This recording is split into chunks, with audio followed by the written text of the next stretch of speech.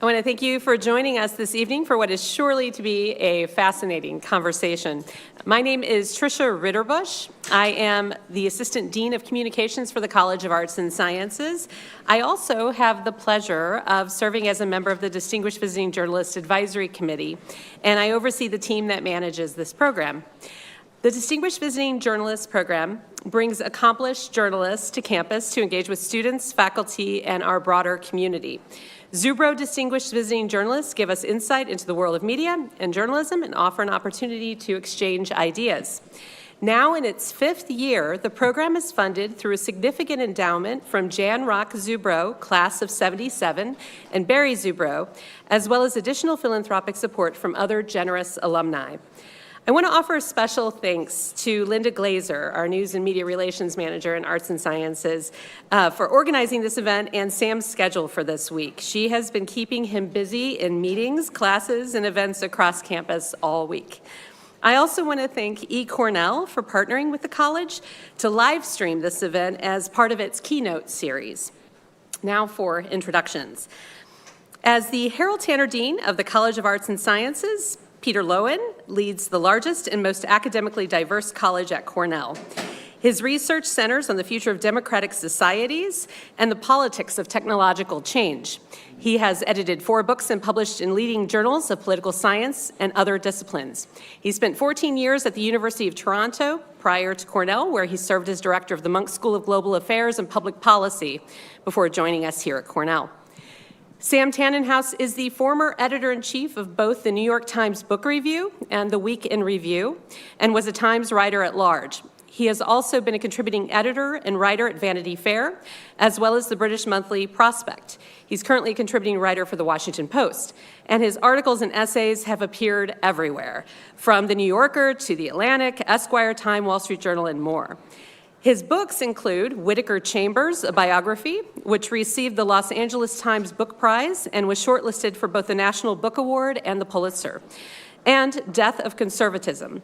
But we are here tonight to talk about this latest book. A decade before he died, William F. Buckley Jr. chose Sam to tell the full story of his life, granting him extensive, uncensored interviews and exclusive access to his most private papers. The result was Sam's latest book, Buckley, The Life and the Revolution That Changed America, published in June. You can pick up a signed copy in the Cornell store if you'd like to. And I want to let you know that Peter and Sam will be in conversation for about an hour, and then they're going to open the floor for questions from our live audience. Linda will be roving with a mic. So before you ask your question, please make sure she gets to you with the mic first so that the audience on the live stream can hear your questions as well. With that, here's Peter and Sam.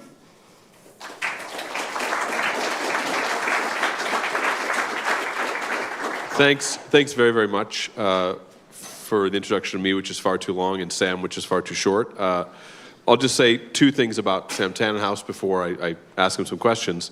The first is that he's been meeting with all sorts of people all over campus, and I just wanted to give my appreciation to Sam right off the hop as a person who has come here for the week and gave a master class yesterday on writing, on narrative writing, and has been meeting with faculty and students all over campus. He's been very generous with his time. I suspected Sam would be this way because I know him from a past life. When we were both at the University of Toronto, it's where I met Sam, where he came up as a visiting journalist many times. I think the first time I met you was in 2018. And that was about a week before you were about to finish Buckley. That was 7 years ago. He got hung up on the title, I think, and settled on Buckley, but otherwise, it's been a long-awaited book that many people have known Sam is writing and have been waiting for all this time. And by my lights, it's well worth the wait. So I want to talk to you about the book and talk a little bit about journalism as well, because you're here as a writer and as a biographer.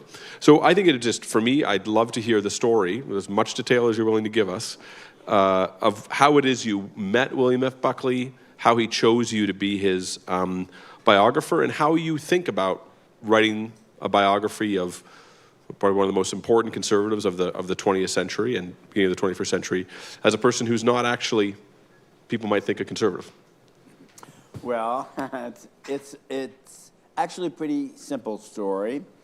in 1990, when I was much younger and even less well-known than I am today, I started work on a biography of another great conservative, mid-century conservative, Whittaker Chambers, who had been the witness in the famous or notorious Alger Hiss perjury trial. It was a big Cold War, McCarthy-era spy trial that a lot of people thought really began the Cold War. And Chambers was born in 1901 and died in 1961, and I was starting this book really 30 years later. And at the end of his life, his last few years, I just knew this from the preliminary research I'd done, his great patron, champion, and defender, because Chambers was despised by much of the country. They thought he lied in his testimony in the HUAC hearings, House Un-American Activity Committee hearings, and then in a court case, 2 court cases. But others really believed in him, and Buckley was one. And for that generation of conservatives, Chambers was a giant. He was one of the first voices of a kind of Christian, humanist, anti-communism. This is right in the middle of the Cold War. But Chambers was living in exile. The very young Bill Buckley had kind of welcomed him back into society, wanted him to contribute to Buckley's own magazine, National Review, which many in the audience will know, which Bill Buckley founded at the age of 29 in 1955. So there was an odd relationship. Chambers was the elder figure, but the young Buckley was in some ways his patron and sponsor. And I knew in order to write this book, this biography of Chambers, I was a newcomer to the world of conservative ideology and conservative personalities. I really didn't know much about them, but I just thought this would be an interesting story to tell. So I wrote to Buckley and I said, is there any way, Mr. Buckley, you could help me with this? In 1990, when I wrote to Buckley, some in the audience will be old enough to know this, he was about as famous a public figure as you could be in America. He was on television every week. He edited this famous magazine. He was a best-selling novelist and memoirist. His books would jockey for space in the bestseller list. He was a huge celebrity. I was nobody from nowhere, and yet when I approached him with this idea, he invited my wife, Kathy, who's here, and me out to his home to meet him and his famous socialite wife. We didn't even know what clothing to wear when you were, young people starting out, and there were these famous people, waited on by servants to whom they spoke Spanish, Cuban refugees. English was Bill Buckley's third language, which is one reason so many people had trouble understanding him when he spoke and wrote. But he greeted us as if we were interesting people. He was the first really famous person I met who took an interest in me. So I thought, well, this is an unusual kind of guy. And then as the years went on, as I worked more and more in the project, it was Buckley who would phone me. How's the book coming along? How are you doing with it? Why don't you come out for dinner? Why don't you come to the house and hear a concert? So we drive out to a concert, and there's 60 people collected on the lawn, and the harpsichord being played is a famous instrument, and a professional recording would come out of the salon person who was performing there. This is an entirely different life, but he was also very, very serious in his devotion to Chambers, this figure he thought was a great man. But of all the people I met in this era, so I went back 35 years, near the end of the Cold War, there were lots of people, especially conservatives, who had a stake in Whittaker Chambers. Bill Buckley was, first of all, the only person I met who had actually known Chambers, and at the same time, the only one who said, this book is actually not an ideological mission.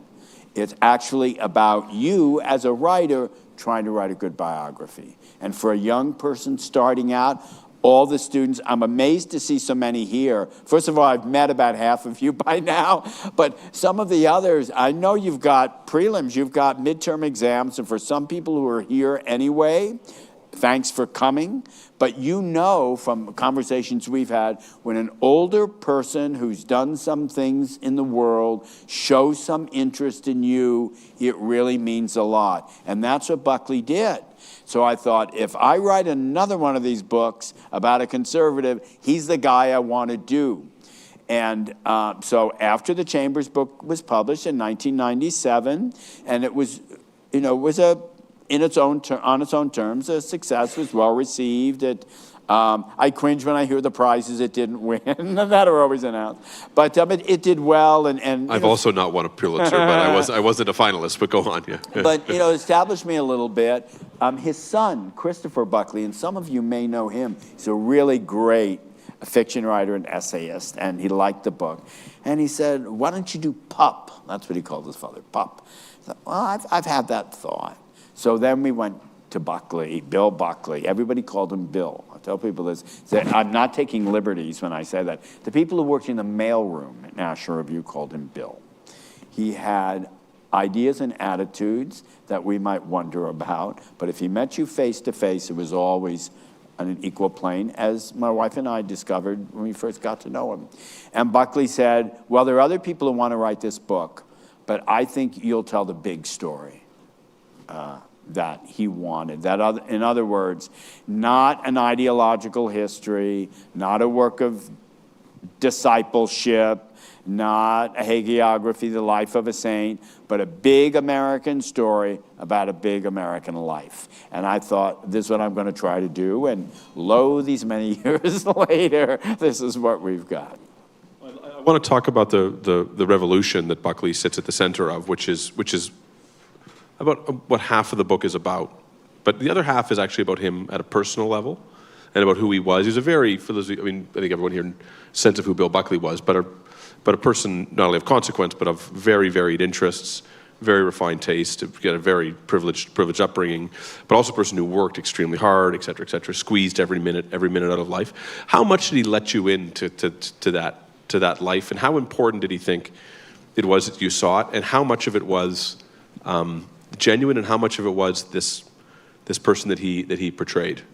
That was a difficult thing with Bill Buckley. He was, I think it's possible to say, he was not the best writer of his time, though he was a very good writer. He was a good debater, maybe one of the best debaters. He was a good columnist. He was a good speaker. Overall, in the round, he was about the most articulate person you'd ever meet. He was a terrible guy to interview.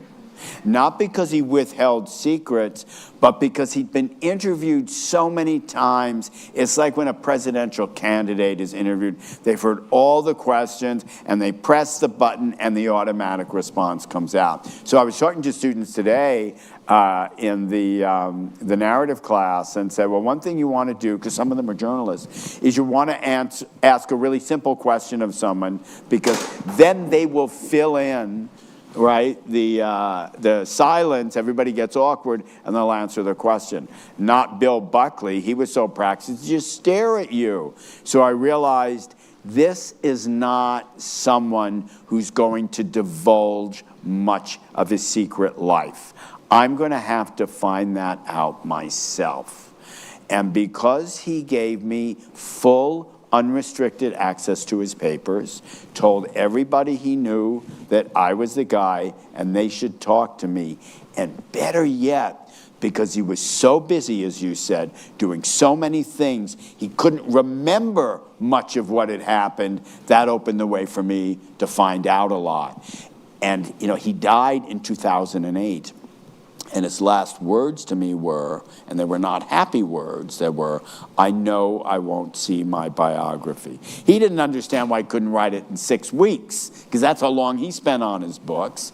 And and he would always correct interviewers and say, that's not true. He said, I also spend a full 10 days revising them. And then in the book, I say, he didn't mention that he's revising them on his yacht in Bermuda, right, with friends all around him. Made him very fun to write about, but hard to get to know. So the big surprise, people ask him, what's the most surprising thing about Bill Buckley? For those of you who remember seeing him in Firing Line, all the wit and the style and the raised eyebrows and all the rest. was how complicated he was. He was a lot more complicated than I realized. And that had to do with secrets in his family, secrets in his own life. And part of my job was to decide which secrets were worth writing about, which ones to pursue. And a lot of that happened, Peter, after Buckley died. Because he was right, I couldn't write the book while he was still alive. Did you feel a sort of filial obligation to him that you couldn't reveal this stuff? What was keeping you from? Yeah, well, that's some of it. My father died in 1980. He was about the same age as Bill Buckley. He died in 1980 at the age of 56. And listen, a lot of young guys look for father figures. I mean, that's not an unusual thing. And so I kind of felt that with Buckley, and that was inhibiting. I will admit that.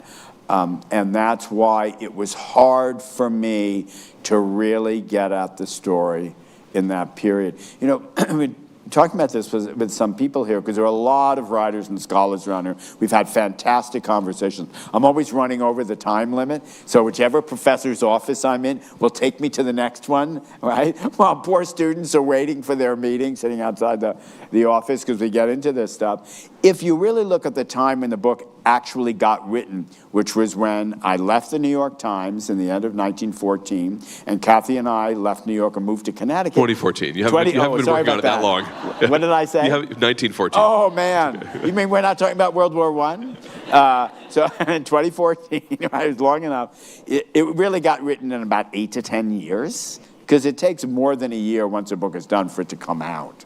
So it came out 2024. It was really mostly finished by 2022. So 8 to 10 years is not an uncommon length of time to spend on this book. The difference was Buckley's archive at Yale, because the life was as busy as you said. This is a guy who anointed presidents, who in 1968 said to Ronald Reagan, "No, it's not your turn yet. We're going with Nixon," which he regretted till the end of his life. And then in 1980 said, "Okay, it's your turn now, Ronald Reagan," only to have Reagan turn around and kind of diss him, right? Well, somebody who lives in that scale, I'll give you an idea of what it was like.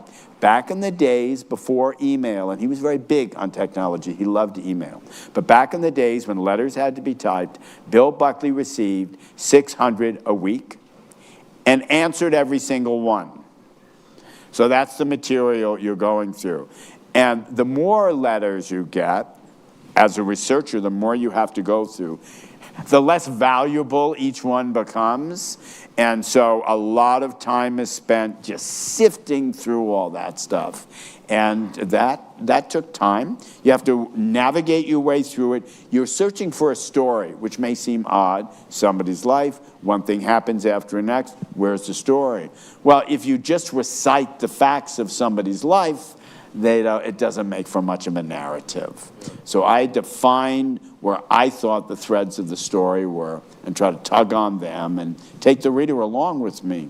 Was he fundamentally contradictory, or could you find the reconciliation of his life the more you got into it? I mean, did he become more complicated or less the more you dug into his life? More complicated. And no, you cannot reconcile the different sides of him. And people who've read the book will come to me and say, well, Buckley seemed like such a great guy, seemed like such a warm friend. What's he doing running around with Roy Cohn, Joe McCarthy, Howard Hunt, the guy who led the Watergate break-in? Why is he covering up for these people? Let alone the death row inmate that everybody thought was guilty, been convicted of first-degree murder, and one person on the planet thought he was innocent, Bill Buckley, got him sprung from prison, and he stabbed somebody else and came within an inch of killing them, right? So how do you reconcile that Buckley, who was this charming man you mentioned, this debonair, sophisticated, kind of aristocrat, with this guy who kind of had what one of his observers calls a taste for low company? And the answer is, I don't think you can reconcile it. We all have different sides. There's dark and light to us. We're driven by different motives. That's why, as a biographer, and I've talked about this with writers here, both young and established writers on campus, you can't answer all the questions. And the best you can do is try to give the most accurate account of what somebody did, and maybe what they said they were thinking, but not what the secret motives were. You let a reader try to figure out who the person is. My inspiration, a lot of people in this room now know, because I've talked to them, are novelists, the great novelists, the great 19th century novelists, the Tolstoys and writers like that, who bring people to life by showing their complexity. So let's talk about the revolution that is captured in the subtitle of the book.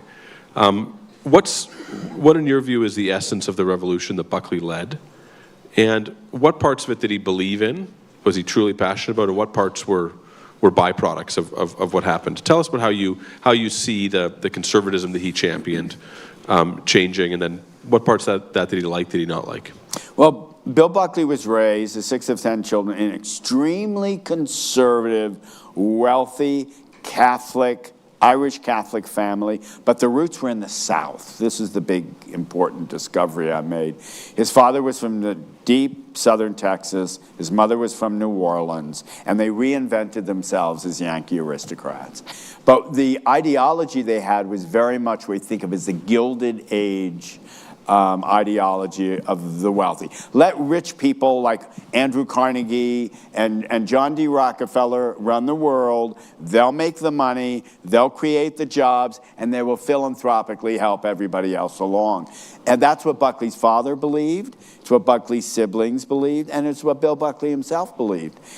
What that meant was that the great enemies, and that was the word that was used a lot, just as we hear it today, were the creators of what was then called, some still call it, the welfare state, the paternalistic welfare state. Leave people to their own devices and don't have the government intrude and tell them how to live their lives, and also create dependency among all these people. So Buckley's ideological mission was to overturn the New Deal. I was just talking about that today with the great scholar here, Larry Glickman, who's looking at some of the same things I am. And Buckley was asked in 1958, when he was 33 years old and already famous, how do you define yourself? How do you describe yourself? Famous interviewer Mike Wallace asked him this. Some of you remember Mike Wallace. And Buckley said, well, I'm a counter-revolutionary. And what does it mean then to lead a counter-revolution? And he said, to overturn the idea of society created in the Roosevelt years.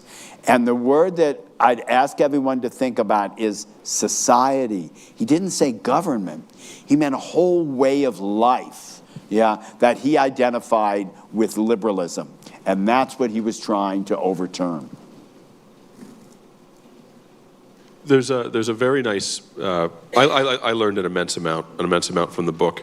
I was just telling Richard Bensel. Among the things that I learned was I didn't appreciate how much to and fro and negotiation and conflict there was between the Birchers and the Goldwater people in the early 60s, and there were compromises in there around things like Social Security and how they were going to think about appealing to their voter base. And there's also a lot in there about race and about how Buckley was thinking about racial questions in the United States.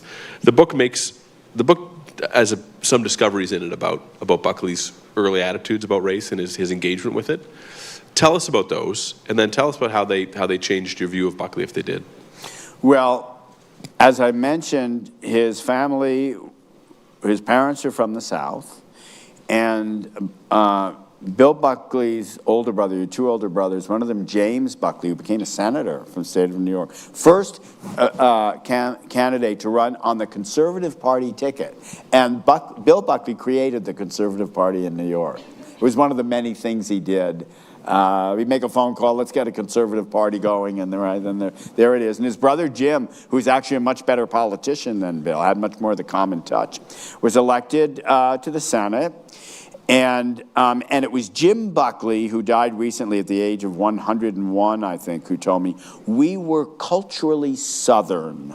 So they lived in this 47-acre estate in the northwest corner of Connecticut, right, across Dutchess County. I tell people all the time, when the Buckleys were waging war on Franklin Roosevelt, he was the guy who lived 30 miles west, whom they saw at the Rhinebeck Horse Show every summer. So this is very much a battle being fought within a class. But the Buckleys had this southern side. And his mother, Aloise Steiner, who German-Swiss from New Orleans, really pined for the South, not least because all the Protestant matrons in Litchfield County, Connecticut, snubbed her. I mean, these were the days when you actually get a calling card with the corner turned down, which meant don't bother knocking on my door, because the Buckleys worshipped at the wrong church, the Catholic Church. So they wanted, Aloise, Mimi they called her, wanted a second home in the South. So the father found a place for her in South Carolina, a beautiful antebellum mansion, which Kathy and I visited, and did spend time there going through archives and interviewing people. And what we discovered was that in the archive of Camden, South Carolina, which is a very small city, kind of mid-state Carolina, near Columbia, South Carolina, was that the Buckleys, during the peak period of massive resistance to the Brown versus School Board decision, had financed a segregationist newspaper.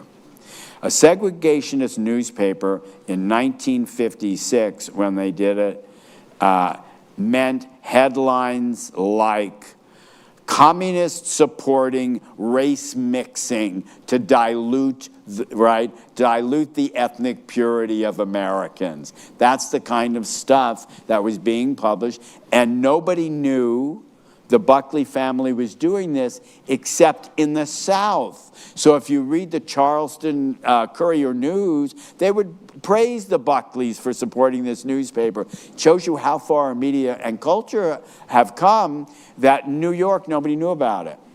And the Buckleys never talked about it. So there's a question where if I had asked Bill Buckley when he was alive, what about that segregationist newspaper?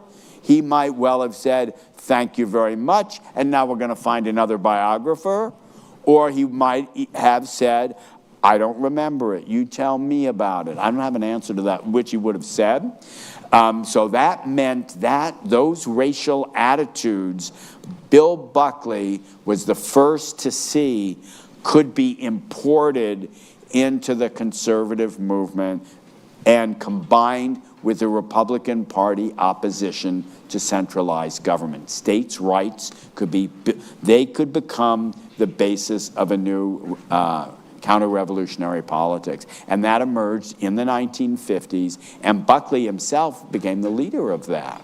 10 or 15 years before Nixon's so-called Southern strategy. Well before the Southern strategy. In fact, it was Buckley's father, who was a really brilliant and kind of monstrous figure, who was the first to see as early as 1948, when some people in this room, like Professor Bensel will know very well, a Southerner ran on an independent ticket. There were 4 candidates for president, and Bill Buckley was worried about the communists. His father was saying the segregationists might have the answer to where the new politics was, and then the son caught up with him, and that became the new politics, much of which happened in South Carolina. So Buckley knew all the figures who were dominating that politics, and when the breakthrough came, really began in as early as 1960, it was in South Carolina, and Buckley was helped making it happen. A lot of the book is about Buckley's Catholicism, which is genuine. Talk about that. For many will know a lot about it, but talk about his Catholicism, if you don't mind, and how it helped you understand him. And then, if you don't mind, thinking about how it weaves in to the changing conservative revolution in the United States, and it's remarkable to me today how much Catholicism and Catholic thought is in discourse with modern conservatism in the United States. So can you just tell us about how that from his birth all the way through to the end mattered for his life and for the revolution? The Buckleys were, all of them, absolutely devout Catholics. That's how they were raised. His mother was a daily communicant. And for those of you who don't know what it means someone who goes to Mass every day of the week. His father was absolutely a devout Catholic. In fact, one reason the family saw themselves as aristocrats was that their idea of Catholicism was formed when the father, who had grown up poor in a small town in southern Texas, made his first fortune in Mexico. He spoke perfectly fluent Spanish, the father, because the area he came from, Duval County, was 80% to 90% Tejano, as we now say. So if you were a Catholic, white guy, growing up there, and you're going to church, that's who surrounds you. So the Buckley family in Connecticut, when they went to Mass on Sunday, all the household servants, including Latino servants and black servants, if they were Catholic, they all piled into the cars and went off to church together. That's the Catholic view of equality, right? There may be some social differences. You have to sit over there, and you have to sit over there, and we've got a not very good school to send your kid to, but in the eyes of God, we're all the same, so we will worship together. And what that did, though, it's very easy to mock it, but what it did also was to create a sense of personal charity and obligation. So the other side I found to the Buckleys in South Carolina was we were able to find one person to interview, a man then 80, now 90, who with his 10 siblings and their father, a black family in segregated South Carolina, worked for the Buckleys and absolutely worshiped them. Because compared to all the other white people in the South, the Buckleys paid better wages. When the winter season ended, the father would find other work for the family. If no work was to be found, he paid them out of his own savings or brought them up to Connecticut. Somebody I interviewed, a friend of Buckley's, told me, describing what the Buckley colony in Sharon, Connecticut, northwest Connecticut, was like. You have to keep in mind you have a family of 10 children, 2 parents, and about 24 household servants or people working the lawns, right? 47-acre estate. He said it would take Tom Wolfe to describe that scene. White-jacketed butlers. It was almost something that was unreal. And we saw a little bit of it just when we went to see him in his much more modest home in Stamford, Connecticut, where you heard Spanish being spoken to the servants and such. Well, that sense of charity and obligation was one the Buckleys really took seriously. So they might support segregated schools, but the father would pay for the siblings of the man we interviewed to go to historically black colleges and universities. He'd pay out of his own pocket. And that was the idea then of the progressive white Southerner. So Buckley saw his attitudes as being very humane, and in many ways they were. So that's the complication for a writer. Anybody who likes telling stories, there is no better material than this to work with. It's like the material Toni Morrison would work with, right? Or Faulkner.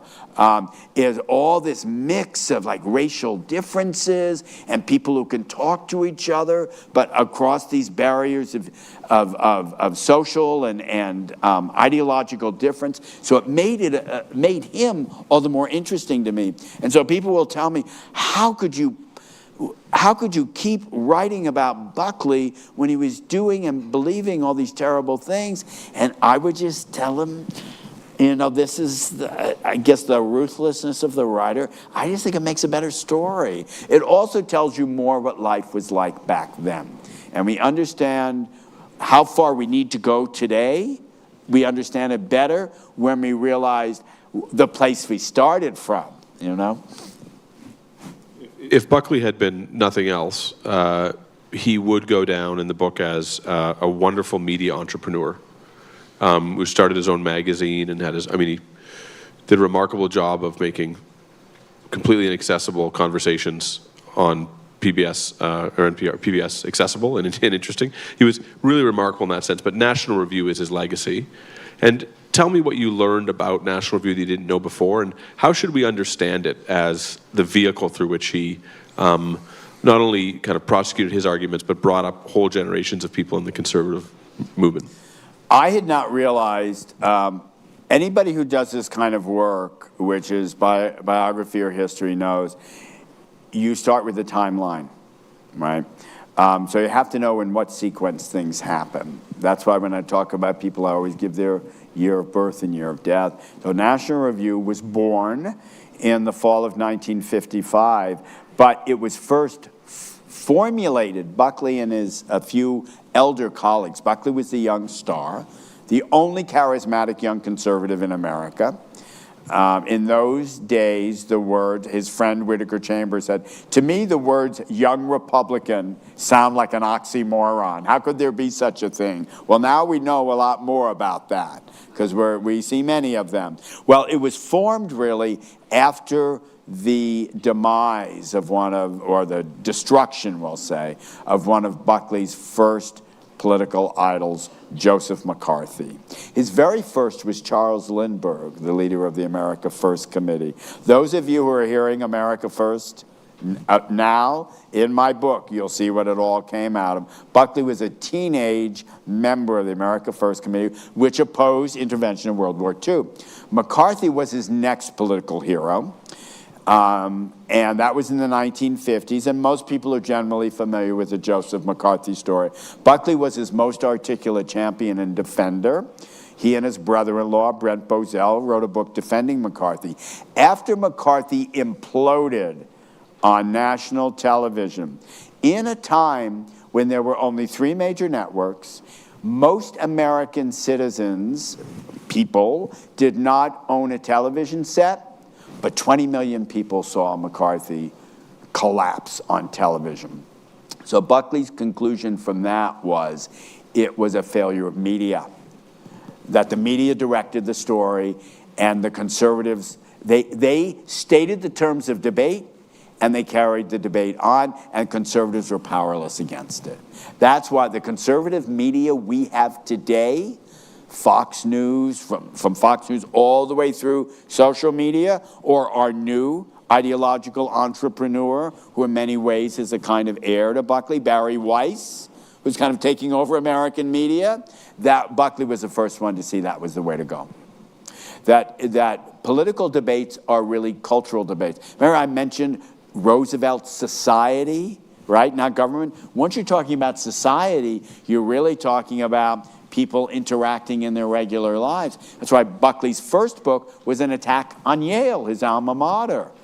Of course, we can't imagine a graduate of a university, especially a wealthy one, attacking an Ivy League university today. I mean, these things would never happen. Or how about accusing professors of being disloyal? I mean, no such thing would ever happen in our lifetime. But Bill Buckley did it at the age of 25, and he realized in order to carry his mission forward, conservatives needed their own beachhead. Their media beachhead. You start the magazine, you write the newspaper column, you go on television. Buckley debated here often at Cornell, and one of his favorite debate partners is a really famous name here, Clinton Rossiter. And I talked to the Clinton Rossiter professor here and pointed out to him something people don't know. I didn't get a chance to put it in the book, that when National Review, Buckley's magazine, was not even being stocked on library shelves, though some of its contributors were brilliant writers and thinkers who are read and studied today, Buckley wrote to Clinton Rossiter and said, will you please provide a testament I can show to libraries in America that my publication is actually reputable? And one reason people thought it wasn't was because it came out of the McCarthy movement. So the other thing that relates to that I had not realized about National Review is that it was constantly on the brink of insolvency. You cannot start a small magazine and expect to make money, particularly not in those years. So Buckley was continually scrambling. And you think, well, what about his rich father? Why couldn't he keep it going? Well, because the father was not as rich as he pretended and everybody else thought. A lot of it was kind of acting the part of a much wealthier person than he was. So Buckley had to look for other ways to support his magazine. And at one point, right after the great moment came for them, when Ronald Reagan was elected in 1980, Buckley did a public event. They would, every 5 years, had a big banquet. And Buckley at the Plaza Hotel in New York, his famous hotel, hundreds and hundreds of people there. And Buckley looked out over the audience and he said, anybody who thinks I'm not dedicated to this magazine, I've spent $6 million. And in those days, that was a lot of money. You could multiply that by 10 or more today, of my own money to keep this magazine from going out of business. And that money was made by the books he wrote, the articles, the columns. He actually, his act of philanthropy was keeping his own magazine afloat. That was one of many acts. But so it was kind of a one-man show in that way. There was not the infrastructure, but he helped create it. And I think that's actually his biggest legacy. I mean, my sense is that when you look through the roster of conservative writers, and then a much actually larger set of respected writers in America today and from one generation before, the number that went through the National Review is outsized. And it's so clearly something happens there when you went into it. I want to ask you one more question, then I want to hear questions from the audience, especially from our students. But tell you how to say this.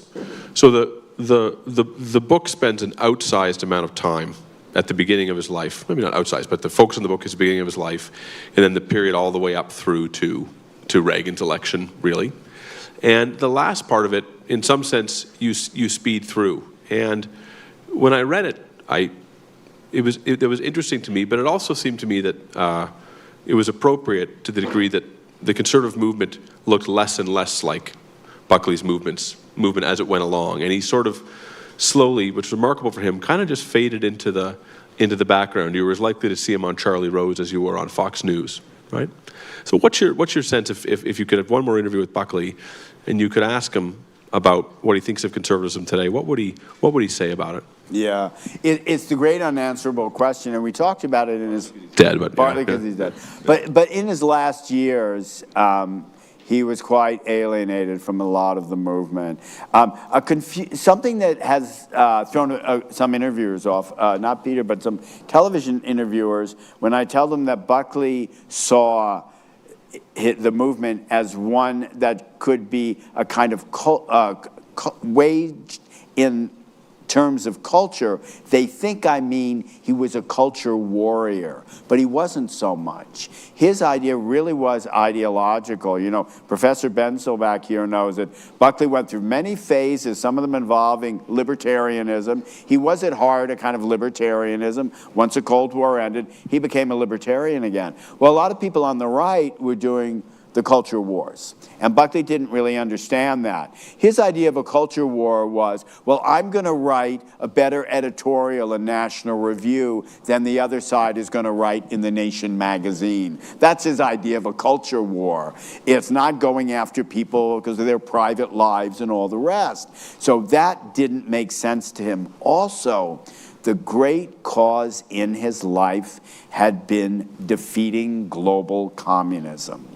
And there were probably two great figures alive who thought that could happen. One was Alexander Solzhenitsyn, and the other was Buckley. Buckley really thought it would happen. He was an optimist, and it did happen. So I remember talking to him about this near the end of his life, and I said, well, Bill, how does it feel? Your side won. The Cold War is over. You did it. And he said, oh, that wasn't me. You know, that just happened. It's other people. He never had an outside sense of his own importance.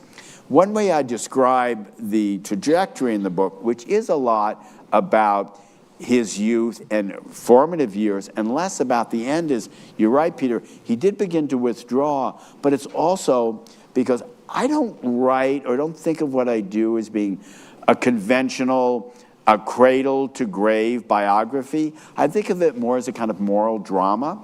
So again, more like a novel. When Buckley's really engaged in the world, then he's at his largest. And when he moves on, or the world moves on, and one of the big finds I made, it was a little shocking to me, was how his protege, Ronald Reagan, very coldly kind of sent Buckley packing, which might surprise those of us who remember Reagan, first because he was so genial, and you don't think of him as being kind of egotistical in that way, but he was. He and Buckley were rivals as much as they were friends. They were competing for that market. And Reagan was president. Buckley'd gotten him elected. He didn't need Buckley anymore, and he wanted him to move beyond him. That was very hurtful to Buckley, but he always kept it to himself. If you were raised the way he was, you didn't complain about those things. You kept them to yourself, and you were a team player. And the last thing I'll say about that is, anybody here interested, like in the story of the Beatles? Does anybody like to read about them and their lives? I do. And what I want to know about is what John Lennon and Paul McCartney were like when they were 14 years old, when they were nobody, and they're creating the music. Once they become multi-zillionaires and they're celebrities, they're not that interesting to me anymore. There are a lot of rich, famous people out in the world, and as a writer, that doesn't engage my interest. But the young Buckley, who took Yale by storm, who when he's 25 is changing the political debate, he's involved with all these nefarious characters. That's more, as a writer, I'm more interested in that, and that's one reason the book took the shape it did. Who's got questions for Sam? Wow, I bored them into total silence. Here we go. The floodgates will open. Here we go. I was just curious if you could speak on Buckley's relationship to E. Howard Hunt and his response to the Watergate scandal. Yeah, that's one of my favorite parts of the story. After Buckley graduated from Yale, he joined the CIA. From Yale University, I interviewed one of his classmates, and he said, we found out on graduation day that about half the class had been recruited for the CIA. That's how it worked.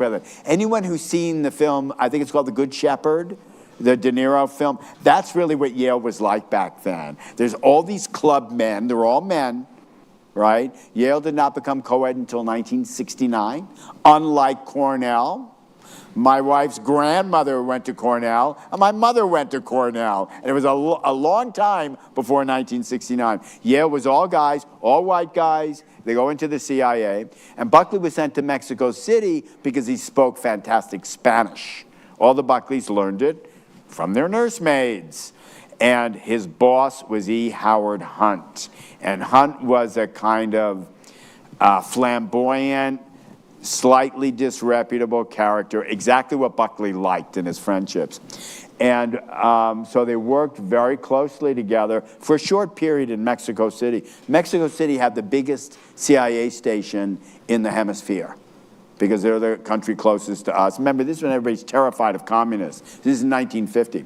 Well, then Buckley left, came back home. His book had been published. He wants to be a famous author instead. And Hunt is doing all this other stuff like overthrowing the government in Guatemala, or not overthrowing Fidel Castro's government in Cuba, and all the while trying to, but failing. Buckley's in touch with them all through all this time, and when Hunt needs money, Buckley gives him money. Then Watergate happens. 1972, the Watergate break-in. Buckley's now in his mid-40s, and Hunt's name surfaces as one of the two chief burglars who broke into the Watergate Hotel. And Buckley notices his friend Howard Hunt has gotten really silent about this. And Buckley's unhappy about it because he knows Hunt has broken the law. What he wants Hunt to do is explain to the world how he did it in the name of patriotism and anti-communism, and then maybe they can all feel better about that. And nothing happens until December of 1972, when there's a plane crash outside Chicago, and Hunt's wife, now widow, is killed, and she's ferrying Watergate cash to the burglars. Hunt then tracks down Bill Buckley and makes a full confession. He tells him everything.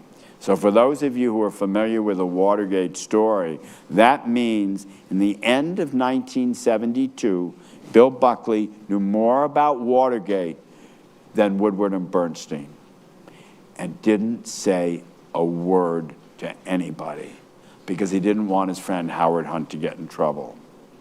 And that's where you get that weird thing with the friendship and loyalty. Doesn't he owe it to the country to tell them what he knows? This is pretty close to a coup. Watergate, Buckley's not saying anything. He was really twisted up and tormented about it. So what I discovered, no one else had ever seen this before, because you have to read through Bill Buckley's many writings to pick it up. He would drop these little hints now and again. One of the things Hunt told him, for instance, was that a really famous syndicated columnist at the time, Jack Anderson, had actually been targeted for assassination. And Buckley knew this, and he knew Jack Anderson and didn't tell him this, that they actually were thinking of killing you. And he knows all this stuff. He doesn't know what to do about it. And in my interpretation of Buckley, the moral drama, that's when he started going down a darker path. Because at that point, his loyalty to his friend, to the Republican President Nixon, to the movement that put him in office. Nixon was the first true card-carrying Republican elected president since Herbert Hoover in 1928. Dwight Eisenhower was kind of an ideological cipher. He's the candidate you choose because he's electable. We know how that usually turns out, but in Eisenhower's case, he won. So Buckley, out of those loyalties, actually kind of disserved the country, I think, as a journalist. But what was more interesting to me than that, and I'll end with this, is that all later, when all this emerged, these really famous journalists like Woodward and Bernstein never held Buckley accountable for it. Some people in this room will guess why. Because they're all part of the same club in the end. Oh, Bill, we kind of missed you at the Yale Club the other day. Or how's the yacht race coming along? And that's when Bill Buckley became a different guy. Suddenly he's defending liberals in all his writing. He's hanging out with liberals. He always had liberal friends. And one thing I want to add to this before we get to the next question, Peter kind of tantalizingly mentioned all the talented people who worked at National Review. Anybody know who he's talking about? People like the writer Joan Didion started at National Review. Like some of the biggest names in American letters, Buckley discovered. You know, a piece came over the transom once, and he said, well, this is good, let's publish it. He calls the author up, and it's the great historian Gary Wills, who was then 23 years old and about to leave the seminary. And Buckley, with his ear and his eye, he sees the talent, he brings them in, and they become his acolytes, and later apostates, as he called them. Had a great phrase, wonderful phrase. He said, National Review became a finishing school for apostates. All these really talented writers who would go there and then move on. And I ended up thinking a lot of the story was about them. That had he been able to keep the apostates there, we might have had a different conservative movement. How did you, we'll go in a sec, but I just want to follow up. How did you broach his behavior, his choices over Watergate with him? I didn't, and I really regret it. Because of this strange sequence where I did so much of the work after he died, I didn't ask him about it, but somebody else did. His son, Christopher, wrote a fantastic memoir, which I recommend, called Losing Mom and Pup, and he describes the torment his father went through. What I had was the documentation, the checks that were being written to defend Hunt, the organization set up to raise the money, the sequence of columns Buckley was writing, but I never was able to look him in the eye and say, how could you do this, Bill? You know that what we would now say is our democratic institutions are being challenged, they're under threat. Didn't you feel an obligation to preserve them? If he were alive today, that's one of the questions I would ask him. Next question. Let's go, we'll go here and then we'll go back, yeah.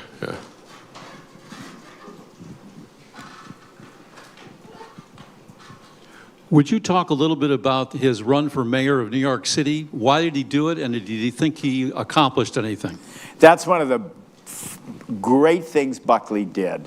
And so I have to tell this, everybody knows, many people know the famous exchange, but I have to say it anyway.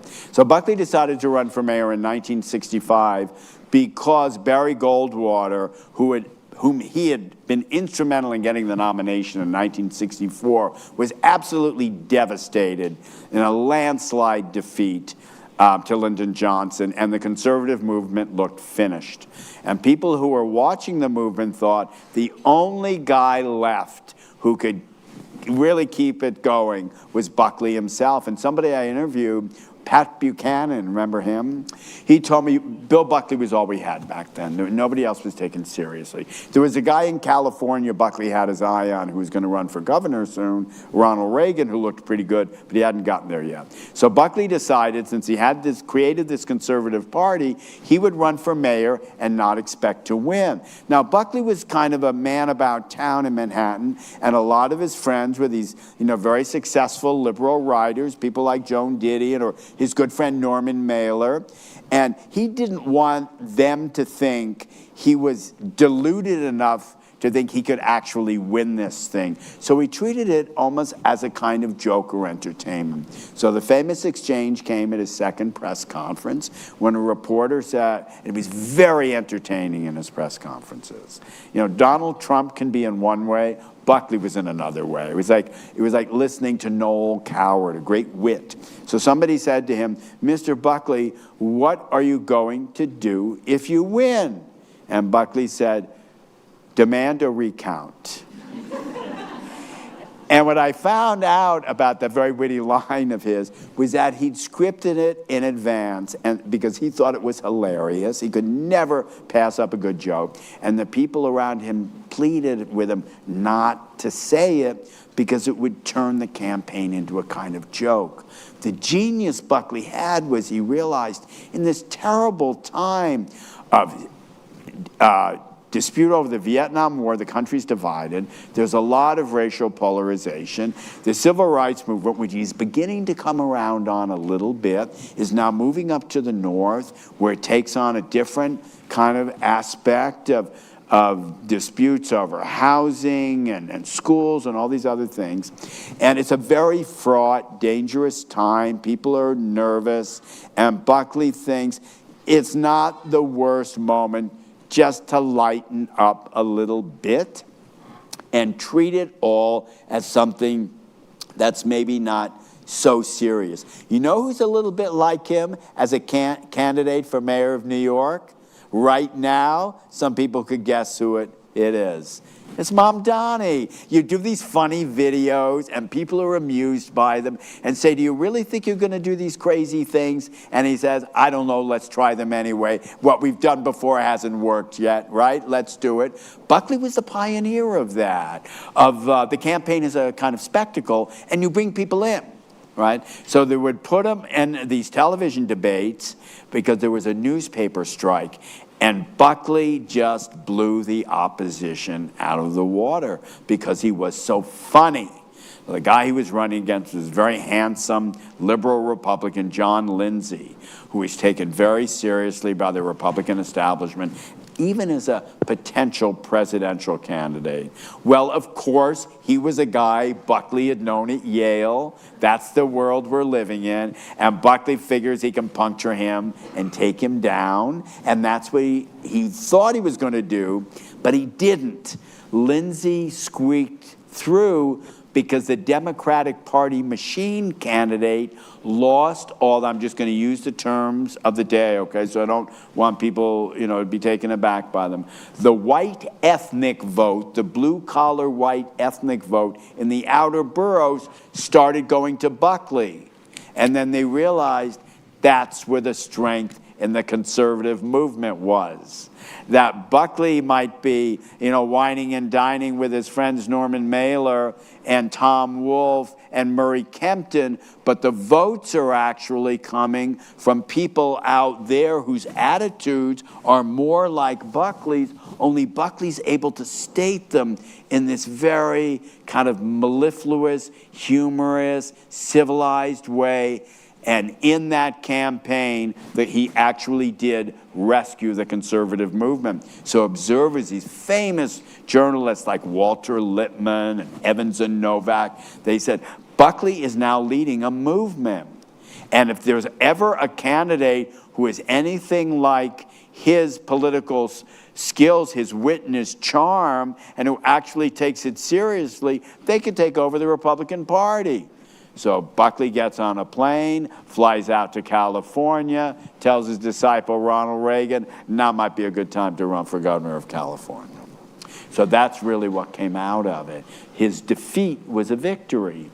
And that's something a lot of people involved in politics should think about. It's hard to take that longer view. But if you don't see every moment as being urgent, and you keep your eye you're looking at the goalpost 80 yards away, gradually you can get there. And that was part of the patience Buckley had. Buckley discovered his bunker back there, yeah.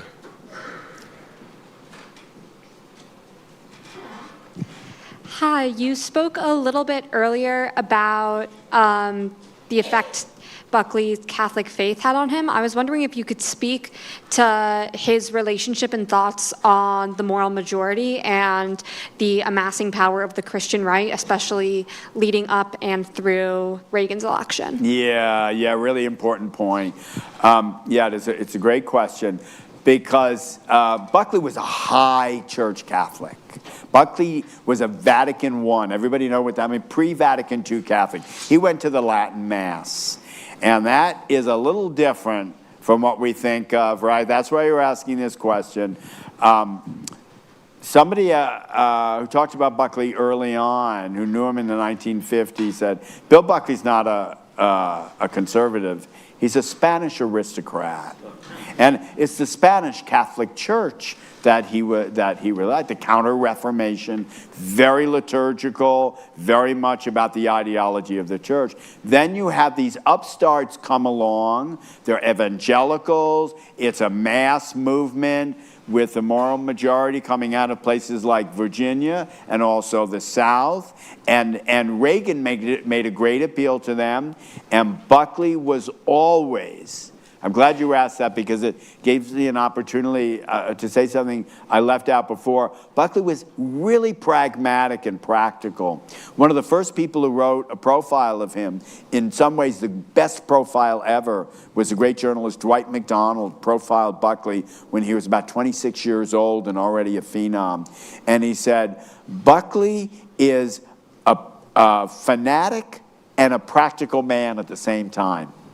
And we're now seeing in our politics how that can work, how you can have an extreme ideology, but also make the calculations to win. So Buckley could look at some of these leaders of the moral majority and say, what do we all have in common? What do they have in common? Well, if you're a really conservative Catholic, you have very clear ideas about issues like abortion, about the family, and about the importance of the church. And there he could look at the moral majority and say, they're not the same as I am, but we can be allies. So he built alliances with them when he was never really personally comfortable with them. And that's one reason Buckley became a different kind of figure. He was almost mocked by some people on the right. They said, well, Mr. Buckley was a great man in his day, but he's a blue blood, and we're blue-collar conservatives, and we don't have a connection with him. And part of Buckley's temperamental genius was that he would say, okay, if you don't want me around, I won't be around, but I'll still support what you do. So he was surprisingly comfortable with that. But this leads us to another thing that we have to talk about, and it's another big part well, I won't say a big part, but it's an important part of the story, and that is Buckley's complex relationship or ideas about sexuality and gender. Buckley was in, the terms of his own era, was kind of homophobic.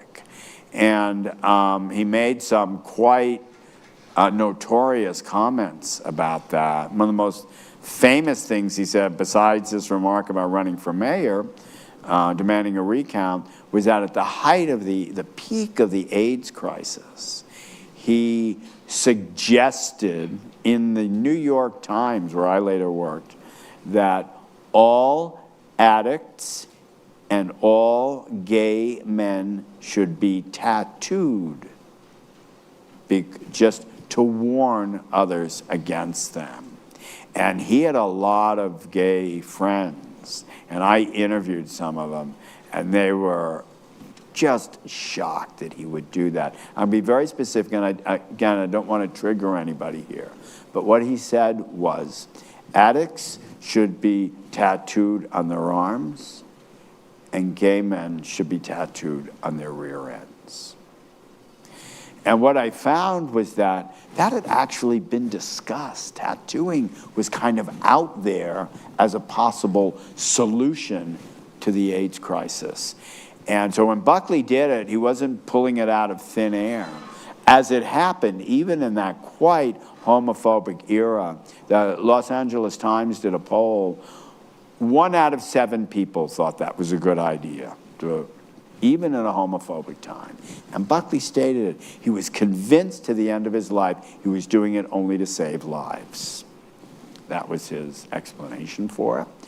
But that put him in company with the evangelicals in that era. Not every single one, obviously, but with the campaigns. It led to a break with one of his closest friends, who was a closeted gay man who came out, who'd been an organizer of the movement, and wrote to Buckley, and wrote kind of a public letter, and said, how are we, the libertarian movement we created, what are we doing supporting people who would treat, it's AIDS, right? Treat dying men in this way. And Buckley just kind of shrugged it off. That's what he would do at moments like that. He didn't like conflict of that kind. He didn't like hurting people's feelings. So he would retreat and kind of withdraw into himself. And that's what happened then. But I think that was an important moment too for him. It was a strange cruelty. Yeah. There's a coldness, a callousness to it. Absolutely. Oh, we got more questions here. Let's go for it. Let's go here to the. Sure, we'll go there and then down here. Yeah.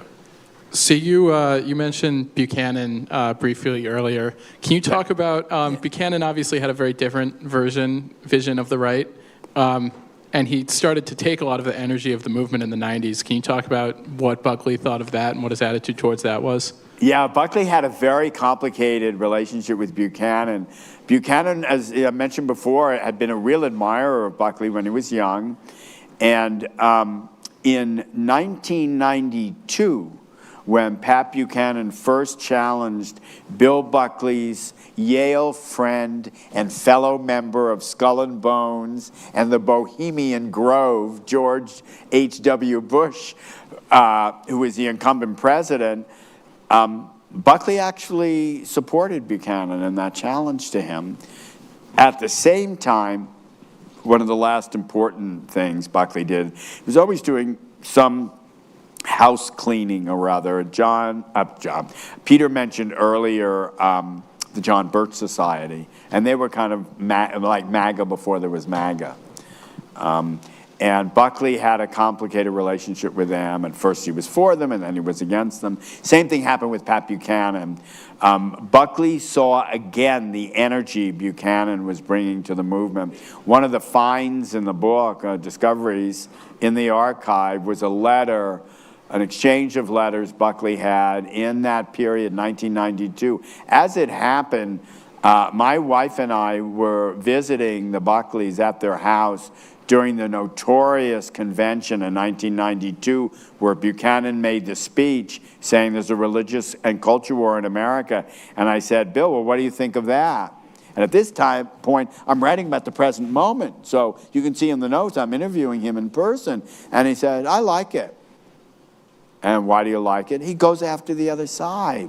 Also, he said, I agree with a lot of what Buchanan says. I wouldn't say it the same way. You know, I'd use 11-syllable words instead of one-syllable words, but I'm on his side. I agree with him, and we need to keep those people in. So in a lot of ways, he actually liked Buchanan. Even, I mentioned the house cleaning he did. That was the anti-Semitism had resurfaced, and one of the themes that winds through the book is the complex relationship with Jews Buckley had. Really, really complicated, including with me, his biographer. Not that we had a difficult time, but the fact that he chose me to be his biographer shows how, you know, I'm Jewish, how it's hard to pin him down on that. But he liked Buchanan's energy and his humor. He found him very amusing, and sometimes Buchanan could be. My wife and I got to know Buchanan. He was absolutely great company. And I tell people this, and they're shocked by it, but it's really true. A lot of people who disagree with him, Gary Wills is another. He said he's the most likable fanatic in America.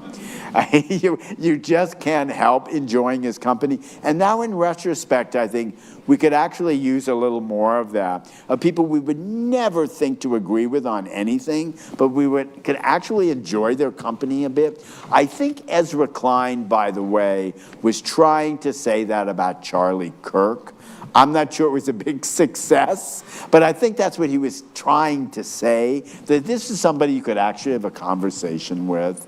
He might say terrible things about you and make really outrageous claims, but you didn't feel the threat of menace from him. And that's what also happened with Buchanan once you got to know him. And so Buckley's relationship with him was a very interesting one. It's also just was a feature of Buckley, right? The whole show, the whole premise of the show was extended conversations with people with whom you disagreed. Yeah. And in that way, elevate the conversation. There are a lot of liberals who learned how to debate by watching Buckley do it. Yeah. Let's go right here. Good segue. I was hoping you could talk about how Buckley saw his political opponents as people, and what comes to mind is actually on ABC News in 1968 with his famous interviews with Gore Vidal, and what you make of that. Yeah, that was probably Buckley's lowest moment. One of the interesting things about Buckley is the general consensus, I think you'd say, was that Bill Buckley was probably the most accomplished debater of his time. And the two most famous debates he had, he lost. The first was to James Baldwin in Cambridge University. You can see that on YouTube. Buckley had no idea what hit him. It was the brilliant James Baldwin. He knew Baldwin was a great writer, by the way.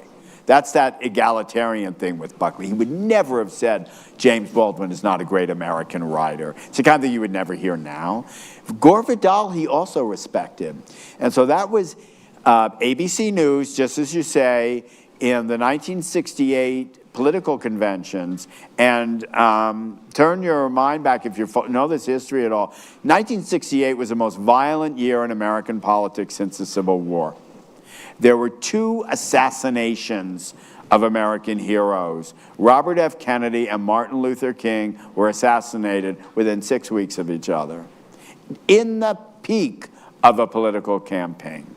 And before then, ABC News, which was, as my friend Frank Rich says, you know, the budget rental of the three networks. There were only three networks back then, three major networks. So if CBS was Hertz and NBC was Avis, then ABC was budget rental. They had no money, and they had an idea that rather than do gavel-to-gavel coverage of the conventions, first the Republicans in Miami and then the Democrats in Chicago, they would do just a 90-minute recap at the end of the day of what had gone on in the convention. And part of that recap would include a 15-minute conversation between Bill Buckley and a liberal of his choice. So Buckley was invited into ABC News. He's already famous now. He's his television program, Firing Line, which Peter's been talking about. Many people here in the audience are familiar with. And they said, well, Mr. Buckley, we're thinking of having a conservative and a liberal debate each other. Who do you think might make a good debate partner or opponent? Buckley said, well, there's my friend Norman Mailer. There's my friend Arthur Schlesinger Jr., the great historian. There's my friend John Kenneth Galbraith, the great economist.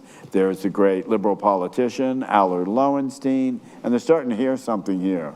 They say, well, Mr. Buckley, is there anybody you don't want to debate? And he said, well, I really have a problem with Gore Vidal. They say, that's the guy.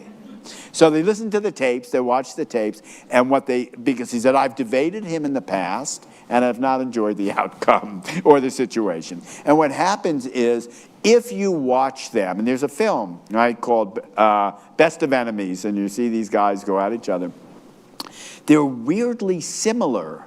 They have these elegant, like patrician profiles. They're both aristocratic seeming. In fact, some of Vidal's family came from Oklahoma, and Buckley's from Texas. They're kind of pretending to be the aristocrats they aren't really. They're incredibly well-spoken and quick-witted. Anybody, by the way, who watch it, I used to do cable TV when I was at the Times, and when you're on with these people, you're watching these people who sound like blowhards, which they are.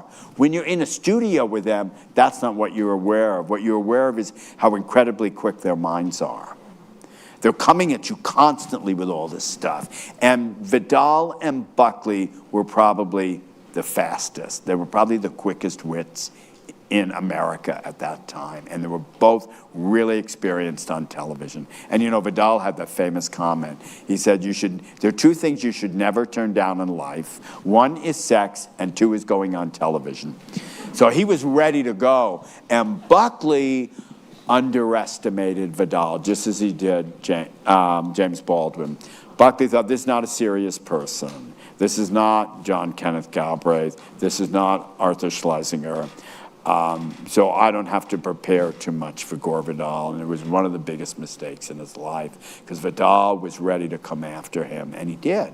He did it by pressing buttons all the time. Now I'm going to get into a complicated thing here, and I don't want us to get too lost. Vidal, probably most people here know, was gay. He was not, however, openly gay. That's a misnomer that's kicking around in the culture now because we're looking at the past through our eyes. In those years, if you said somebody, I'm going to use the language that was presented then. If you accused somebody of being gay, that was like accusing someone of being a communist. And if you didn't have the evidence, you've committed libel or slander. And Vidal was convinced. Vidal was gay, but was not open about it. He was convinced that Buckley, too, was secretly gay. And a lot of people were in America. That's what I found in the research. That's why I write these books. And Vidal started pushing Buckley's buttons. The guy interviewed who knew them both said, Gore thought Bill was getting away with something, that he was able to conceal his actual sexual proclivities because he was a conservative and can denounce other people for their sins. And Vidal says, I'm just going to get this guy. So he's pushing his buttons. 12 debates. They have 6 in Miami when the Republicans are debating, 6 in Chicago. So they finally get to the end. Some here, I know there's some students here who are really good at history, and you know what happened in the 1968 Chicago Democratic Convention. There was like a riot in the streets. And Buckley and Vidal are brought in on television to talk about it. And the moderator, Howard K. Smith, who, by the way, had moderated the Nixon-Kennedy debate in 1960, says, Mr. Vidal, don't you think it's a problem that anti-war protesters in America, in Chicago, are raising the flag of the North Vietnamese? Doesn't that strike you as kind of fascist or Nazi sort of thing to do. Isn't that similar? Wouldn't that be similar to people being pro-Nazi during World War II? And Buckley chimed in and he said, yes, that's exactly, I think so too. And Vidal looked at him and he said, the only proto-Nazi in this room, Bill, is you. And it set Buckley off. And he leans toward Vidal. It's really famous, you can see it. And he says, stop calling, again, I just want everybody to be prepared for this, okay? Stop calling me a Nazi, you queer, or I'll sock you in the goddamn face and you'll stay plastered. You've got to imagine the guy at the Ivy League club speaking that way, the way the words come out. I wish I could do voices, I can't, but I remember the words. Well, at that point, it's like total silence. It's really hard, I know, for us to imagine a time when public figures would use bad language publicly. So you have to take yourself back to an age. Nobody had ever said anything like this on TV. Vidal was not someone who said, here I am and I am gay. Buckley is, again, accusing him of something a lot of people suspect. He's coming very close to a kind of defamation on television.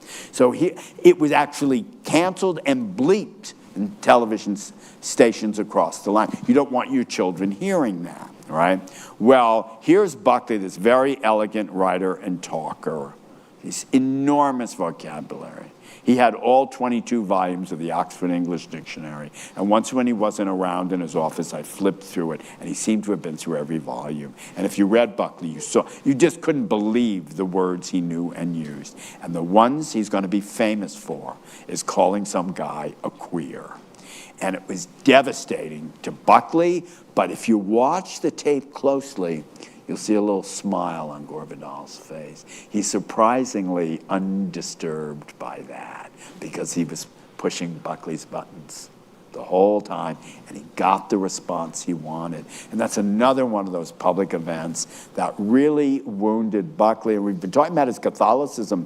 One of his good friends, a great Catholic writer, some of you may know, Wilfred Sheed. Do you remember that name? He was a really good essayist and writer and novelist. He liked Buckley, and he said, after that moment, he said, I think all this stopped being fun for Buckley. If you're in the play, you're a Catholic, you have just done a very uncharitable Catholic thing, which is to call somebody a name like that. You say, well, what about the fact that he was calling him a Nazi? And in retrospect, we say, yeah, he shouldn't be calling him that. But somehow the personal thing about the identity felt it's a secret, maybe. It felt a little different. And so for the readers of this book, when you see what comes next, a story that's planted much earlier about, and some, I don't know if anybody's here from the class I taught today, but they'd read some of the early chapters of the book where there are episodes like this that are building up to what came later. And so when it happened, it was a really explosive thing. And to this day, it's what some people know most about Buckley and Vidal. I'll add one thing to that, which is Buckley was embarrassed by it. And I never heard him, in many conversations with him, in which Vidal's name came up, say a single disparaging thing about Gore Vidal. And another friend of mine, who was a protege of Buckley, said, Buckley would tell him Gore Vidal's a brilliant writer. Then I had a conversation once with Gore Vidal's biographer, and he said Vidal never mentioned Buckley without disparaging him. And if you see the documentary, Best of Enemies, there's a great moment near the end where Vidal is doing a call-in radio show, and a guy calls in and says, Mr. Vidal, you know, you won that debate, and you made Buckley look pretty bad. He said, but I think I like Buckley better than you. Because Buckley was speaking out of his emotions, and he lost his cool, and he lost his temper, but you're different. You're kind of maneuvering and manipulating people to get them to say the things you want. Well, you could say Bill Buckley did that many times in his life, too. But this was actually one moment where it was Buckley's emotion that surface. So it's a fascinating and important episode in media, in politics, and also in the change both made toward becoming much more aggressive with the sort of, I know we can't imagine name calling, so you just have to put yourself in perspective. It just became so common thereafter, and it just gets worse and worse, and Buckley in some way bears responsibility for that. I'll tell you something, and then we'll say thank you to Sam. And that's that when I invited Sam to come and join us at Cornell, he told me something which I didn't know at the time, which is that both of his parents went to Cornell. Sam didn't. But no one's perfect. But I think that you're a Cornellian in spirit, and you've really placed yourself right in this campus in just the best way, giving so much of your time to students and this last 90 minutes to us. So it takes a long time to get to Ithaca, but it's always the place to end up. We're so glad you've been here. Join me in thanking Sam Tanenhaus, please.